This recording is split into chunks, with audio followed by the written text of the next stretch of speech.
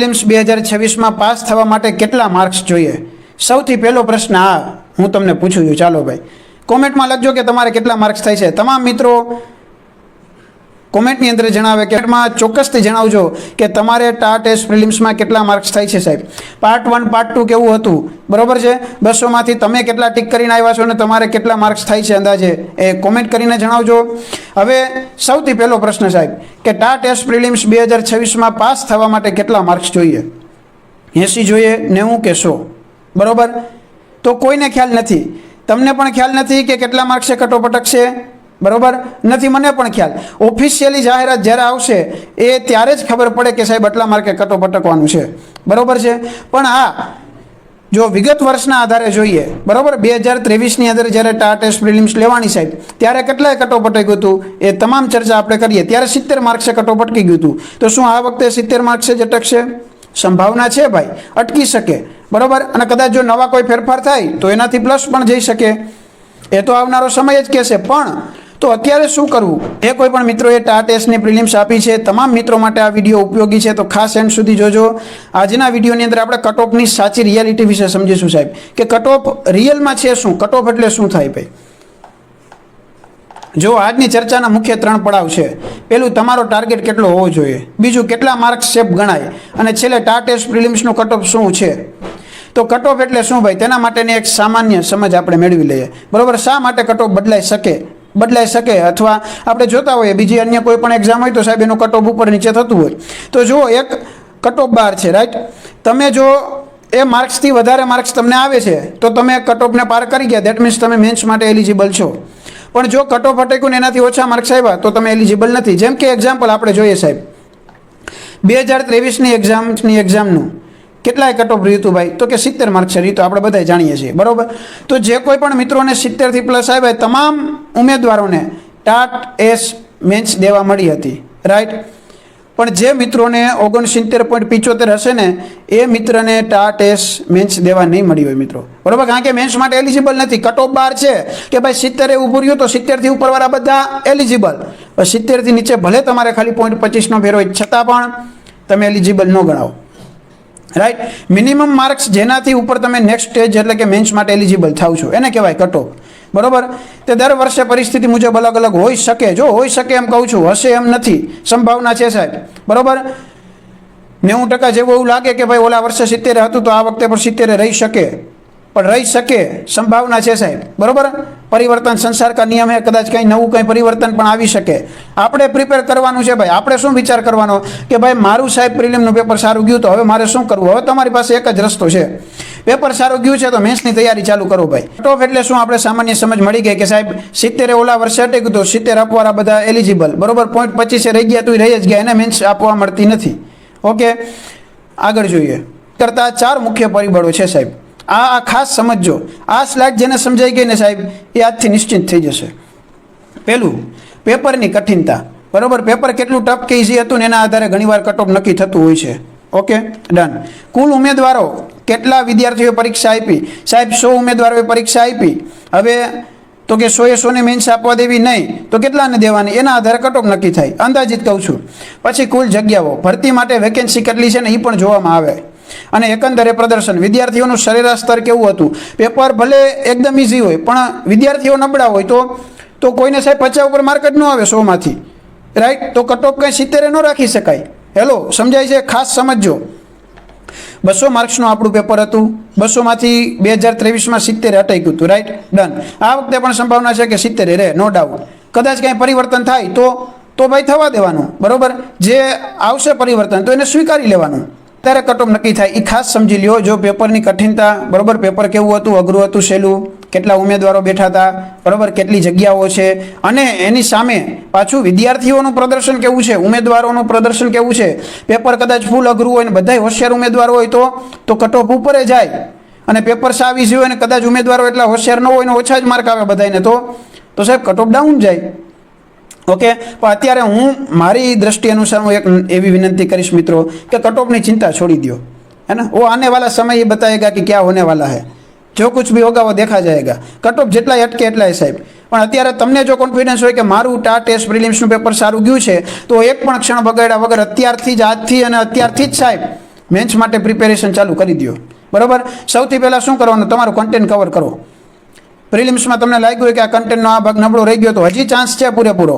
સફળતા એને જ મળશે સાહેબ કે જે સમયનો ઉપયોગ કરી અને એક એક ક્ષણનો ઉપયોગ કરશે. તો કન્ટેન્ટ પહેલાં કવર કરી લો. કન્ટેન્ટ કવર થઈ જાય પછી પેપર 1 માટે પ્રિપેરેશન કરો. પેપર 1 100 માર્ક્સનું હોય છે, પેપર 2 100 માર્ક્સનું હોય છે, તો બંને મળીને 200 માર્ક્સ. અને યાદ રાખજો ભાઈ, પ્રિલિમની અંદર કટ ઓફની આગળ તમે જતા રહ્યા એટલે ડન. આપણે પ્રિલિમમાં 200માંથી 200 લેવાની જરૂર નથી. કટ ઓફને પાર કરી ગયા એટલે વેલ ડન. પછી એમાં ગમે એટલા માર્ક આવ્યા હોય સાહેબ, આના આધારે તમને નોકરી નથી મળવાની. નોકરી શેના આધારે મળે સાહેબ? મેરિટ કેના આધારે બને? મેરિટ બનશે તમારું ફાઇનલ મેન્સ એક્ઝામના આધારે. એટલા માટે ખાસ મેન્સ માટે પ્રિપેર થાવ. પ્રિલિમ્સ ગઈ છે, જતી રહી છે મિત્રો. બરાબર. પરિણામ શું આવશે તમે જાજુ વિચાર ના કરી શકો, કારણ કે એ તો જેવું આપણું કાર્ય હશે, આપણે જેટલા ટીક માર્ક કર્યા હશે એટલું જ પરિણામ આવવાનું છે, કે એમાં કંઈ વધીને આવવાનું છે નહીં. તો ખોટો સ્ટ્રેસ લેવાથી કંઈ ફાયદો નહીં થાય. એના કરતાં રિલેક્સ થઈ ફૂલ મોજમાં આવી અને સાહેબ આજથી ને અત્યારથી જ મેન્સની તૈયારી ચાલુ કરી દેવી જોઈએ. છેલ્લા વર્ષનું એનાલિસિસ અને તમારું લક્ષ્ય કેટલું હોઈ શકે સાહેબ? જો છેલ્લા વર્ષનું એનાલિસિસ જોઈએ તો જનરલ, ઓબીસી, એસટી, એસસી બધી કેટેગરી માટે એક જ કટ ઓફ રાખ્યું હતું. કેટલાનું? 70નું. બરાબર. આ વખતે સેફ સાઈડ કેટલી હોઈ શકે? જો અંદાજિત છે ભાઈ, આ ફાઇનલ નથી, હજી કહી દઉં છું. 70 રહી શકે. બરાબર. અને પરિવર્તન થઈ શકે, નો ડાઉટ. પણ આપણે આના ઉપર જાજો વિચાર કરવાનો થતો નથી. તમને એટલો આઈડિયા છે કે ભાઈ અત્યારે મારું 70+ થાય છે, તો મારી દ્રષ્ટિએ તમારે મેન્સની તૈયારી ચાલુ કરી દેવી જોઈએ. સાહેબ મહેનત કરેલી હોય ને એ ક્યારેય અફળ નથી જતી. તમને એમ લાગે કે સાહેબ મેં આટલી મહેનત કરીને કદાચ તમે ન આવ્યા કટ ઓફમાં, તો એ મહેનત તમને પાછી કામ લાગશે. અને જો તમે રાહ જોઈને બેસશો અઠવાડિયું 15 દિવસ અને પછી કટ ઓફ જાહેર થશે ને પછી તમારું નામ કટ ઓફમાં હશે અને પછી જો મેન્સની તારીખ આવી ગઈ હશે તો બધું ભેગું થશે ભાઈ.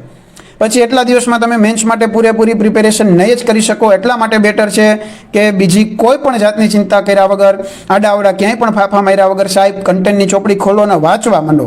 બરાબર છે. હવે આ ચકેડાની એક્ઝામ નથી સાહેબ. બરાબર. આમાં ખાલી OMR માર્ક નથી કરવાના આપણે. આ એક્ઝામમાં આપણે શું કરવાનું છે? મેન્સ આપવાની છે. રિટર્ન એક્ઝામ છે સાહેબ, વિસ્તૃત વર્ણન કરવાનું છે. આમાં વર્ણન શૈલી ઉપરથી તમારું માર્કિંગ થશે. માઇન્ડસેટ શિફ્ટ કરવાનું સાહેબ. એવરેજ નહીં પણ હાઈ એમ રાખવાનું. બરાબર. ઘણા તો મનથી એમ કે મને ખાલી 70 આવી જાય તોય ઘણું.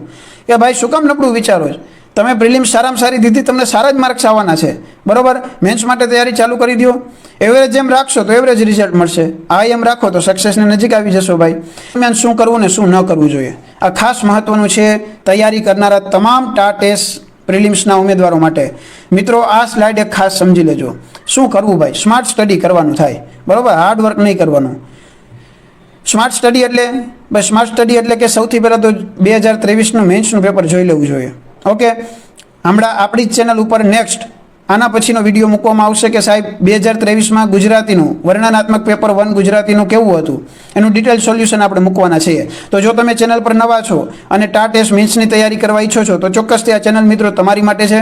અત્યારે જ ચેનલ પર જોડાઈ જવું. બરાબર. તમે ઈચ્છો છો કે તમારા સુધી વિડીયો વહેલી તકે પહોંચે તો ચોક્કસથી જોડાઈ જવું. ચેનલને સબસ્ક્રાઇબ કરી લેવી અને લાઇક કરવો જો વિડીયો ગમે તો, અને મિત્રો સુધી ચોક્કસથી પહોંચાડજો. શું કરવાનું થાય? હાર્ડ વર્ક નથી કરવાનું. પેપર જોયું, ખબર પડી કે આમાંથી પ્રશ્ન પૂછાય છે સાહેબ, પહેલાં એ ટોપિક કવર કરો. બરાબર છે. કટ ઓફ જોઈને ટેસ્ટ ના લ્યો. કટ ઓફ આવશે ભાઈ, મને કેટલા માર્ક્સ આવશે, હું કટ ઓફમાં આવીશ કે નહીં, એ બધું પછીની વાત છે સાહેબ. કટ ઓફ આવશે ત્યારે જોયું જશે. અત્યારે તો તૈયારી ચાલુ કરી દો. રેગ્યુલર રિવિઝન કરો સાહેબ. પહેલા દિવસે તમે જે વાંચ્યું બીજા દિવસે વાંચવા બેસો તો પહેલા દિવસનું વાંચન કરેલું છે એનું રિવાઇઝ કરો. કારણ કે તમે વાંચતા જશો 10-20 દિવસ વયા જાય, પછી 21મા દિવસે તમને યાદ નહીં કે પહેલા દિવસે તમે શું વાંચ્યું હતું, તો બધી મહેનત પાણીમાં જશે. એટલે રિવિઝન તો ખાસ જરૂરી. બીજું, ઓવર કોન્ફિડન્સમાં ના રાખો. બરાબર. ઓવર કોન્ફિડન્સમાં નહીં રહેવાનું કે સાહેબ આપણે તો આટલા વર્ષથી ભણાવીએ, આ બધું મોઢે છે, આખી ચોપડી મોઢે. ભાઈ ઓવર કોન્ફિડન્સમાં નહીં રહેવાનું. મોઢે છે વેલ ડન. આપણે ત્યાં સંસ્કૃતમાં અમારે ત્યાં સરસ મજાનું સુભાષિત છે કે શાસ્ત્રમ સુચિંતિતમ અપી પરિચિંતનીયમ. બરાબર. તમને શાસ્ત્ર, તમારી વિદ્યા તમને ગમે એટલી આવડતી હોય પણ વારંવાર એનું પુનરાવર્તન કરવું જ પડે. જેટલું પુનરાવર્તન કરીએ એટલું એ ગાઢ બને. તો વારંવાર રિવિઝન કરવું જ જોઈએ, જેથી કરીને જ્યારે આપણે સાહેબ મેન્સ લખતા હોય ત્યારે એ શબ્દો આપણી નજર સામે આવશે. બરાબર. ટાઈમ મેનેજમેન્ટ શીખો. ટાઈમ મેનેજમેન્ટ એટલે શું ભાઈ? તો કે સાહેબ સવારથી અમે બેસીએ, ચોપડી લઈને બેસીએ, વાંચીએ, ઘડીક વાર થાય, વળી પાછા ઊભા થઈએ, વળી પાછા આટા ફેરા કરીને વળી પાછા વાંચવા બેસી જાય, વળી થોડીક વાર થાય કોક આવે વળી એને મળવા જઈએ, તો ભાઈ આને મિસ ટાઈમ મેનેજમેન્ટ કહેવાય. બરાબર. આ સમય બગાડ્યો કહેવાય. એક પ્રોપર વેમાં ચાલવાનું કે ભાઈ મારી પાસે દિવસના આટલા કલાક છે. જો આમાં ઘણા મિત્રો છે એ જોબની સાથે તૈયારી કરતા છે, તો ક્રાઇટેરિયા નક્કી કરવાનું, મારી પાસે દિવસના આટલા કલાક છે, આટલા કલાકમાંથી મારે આટલા કલાક આ કામ કરવાનું, આટલી કલાક છે એમાંથી હું વાંચન કરી શકીશ. હવે એ કલાકમાં શું વાંચવું ને એ પણ પહેલેથી પ્રોપર પ્લાનિંગ સાથે ચાલવાનું સાહેબ, બરોબર. અત્યારે સૌથી વધુ મૂંઝવણમાં આવી છે તમામ ઉમેદવારો કે સાહેબ 11-12 મેન્સની તૈયારી કરવી કે 9-10 મેન્સની તૈયારી કરવી. બંને મેન્સ આમ તૈયાર જ બેઠી છે આમ, બરોબર, બંને મેન્સ આવવાની જ છે હમણાં. તો ભાઈ બેની તૈયારી કઈ રીતે થઈ શકે? તો ટાઈમ મેનેજમેન્ટ કરો, ડિપેન્ડ કરે કે તમે ટાઈમને કઈ રીતે મેનેજ કરી શકો છો. યાદ રાખજો, તમામ ઉમેદવારો પાસે સમય એક સરખો જ છે. જેટલો ટાઈમ તમારી પાસે છે એટલો જ ટાઈમ તમારી સાથે કોમ્પિટિશન કરનારા અન્ય ઉમેદવાર પાસે છે. સાહેબ, જે આ સમયનો સદુપયોગ કરશે ને એનું નામ મેરિટમાં આવશે. જે આ સમયનો સદુપયોગ નહીં કરી શકે એ કદાચ મેરિટમાં નહીં હોય, બરોબર. છેલ્લી ઘડીએ ગોખણપટ્ટી ના કરો. ઘણાને ટેવ પડી ગઈ સાહેબ, એમસીક્યુ ગોખીને જાય, બરોબર, વાં જઈને એમસીક્યુમાં ટ્વિસ્ટ લાવે તો આન્સર મળે નહીં.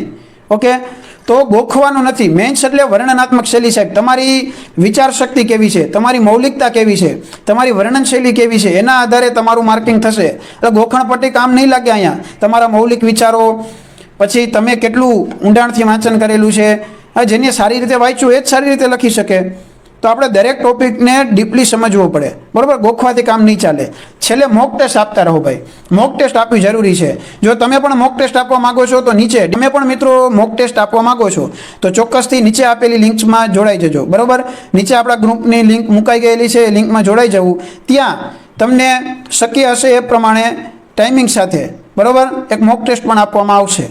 તો તમે મોક ટેસ્ટથી એક્સપિરિયન્સ સાથે અનુભવ કરી શકશો. મોક ટેસ્ટ આપો, ટાઈમિંગ સાથે આપો, ખબર પડે સાહેબ કે 2.5 કલાકમાં પેપર 1 પૂરું કરવાનું, બીજી 3 કલાકમાં મારે પેપર 2 કવર કરવાનું છે મારા વિષયનું કન્ટેન્ટનું.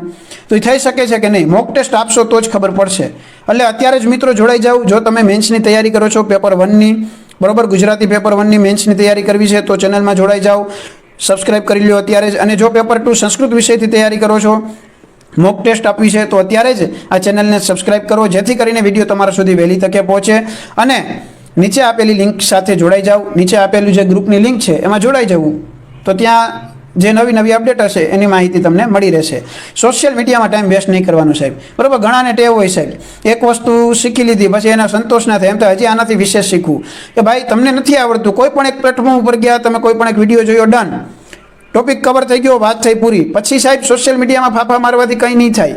ઓલાનું મટીરિયલ ભેગું કરી લઉં, આનું મટીરિયલ ભેગું કરી લઉં, એક જ વિષયની 5-5 બુક ભેગી કરે સાહેબ, બરોબર છે. કે ભાઈ પદ્ધતિશાસ્ત્ર નથી આવડતું, પદ્ધતિશાસ્ત્રને જેટલી હોય એટલી 5-5 બુક ભેગી કરીને બેસે.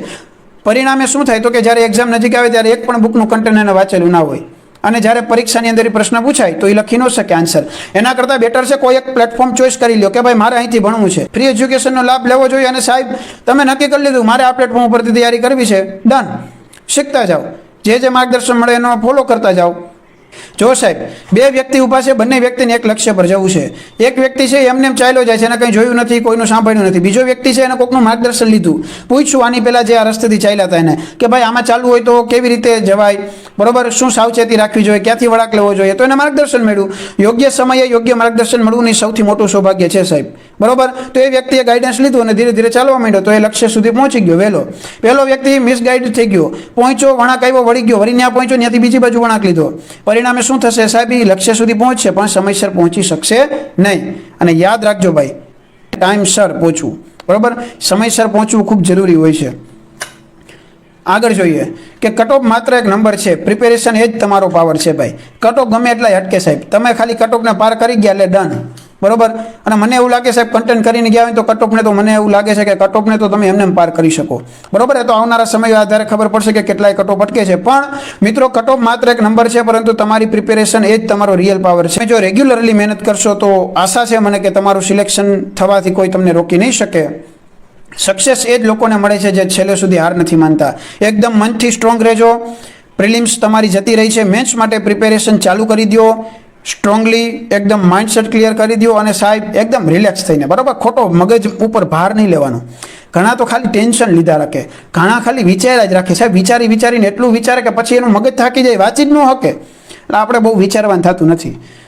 ચોપડી ઉપાડી વાંચવાનું મન થયું વાંચ્યું, મન નથી થતું ચોપડી બંધ કરી ઘડીક આરામ કર્યો, આમાં આટા ફેરા કર્યા, વળી પાછું ટાઈમ મળ્યો મજા આવે છે વાંચવાની? ચોપડી ખોલી, વાંચવા માંડ્યા, કન્ટેન્ટ કવર કર્યું, પેપર 1ની તૈયારી કરી સાહેબ, લખવાની પ્રેક્ટિસ આજથી જ ચાલુ કરી દીધી, ડન. તો બસ આ રીતે પ્રેક્ટિસ કરો, આ રીતે તૈયારી